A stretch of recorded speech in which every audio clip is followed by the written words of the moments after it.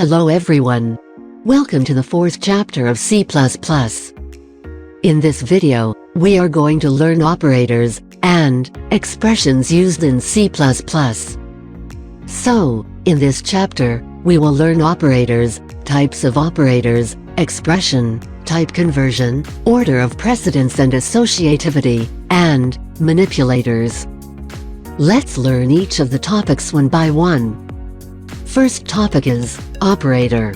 An operator is one which works on the data items and performs some mathematical calculation or change the data. There are 6 types of operators in C++. 1. Arithmetical operator. 2. Relational operator. 3. Logical operator. 4. Unary and binary operator. 5. Assignment operator. 6. Size-off operator. Let's learn them one by one. First one is arithmetical operator. What is arithmetical operator? Operators with the help of which arithmetical operations such as addition, subtraction, division and multiplication can be done are called arithmetical operators. The table shown on the screen shows types of arithmetical operator, their meaning, example, and what will be the result. As we have seen in the table that there is no operator for exponential operation in C++.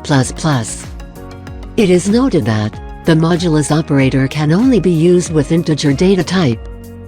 Let's see the example and understand how we implement arithmetical operators in our program. The program can be seen on the screen. As we have learned in previous chapter about writing program, so I think there will be no doubt in this example. Let's see the output of the program. We can see that we can print operations showing variables with operators using cout operator in quotes. Second is relational operator. What is relational operator? Operators which are used to do comparison between two data items are called relational operators. It can be comparison between two variables, or one variable and one constant data item.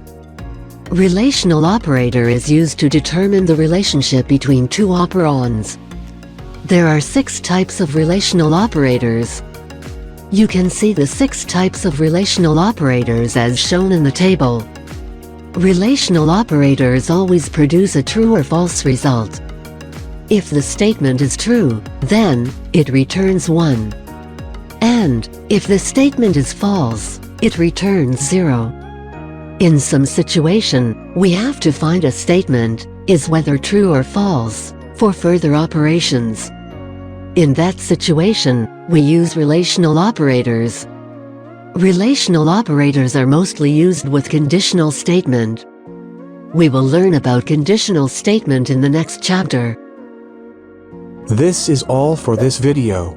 I hope you understood each and everything. Please drop your queries in the comment section.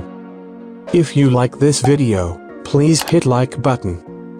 If you want to learn more, please hit subscribe button. For now, this is Easy++, signing out.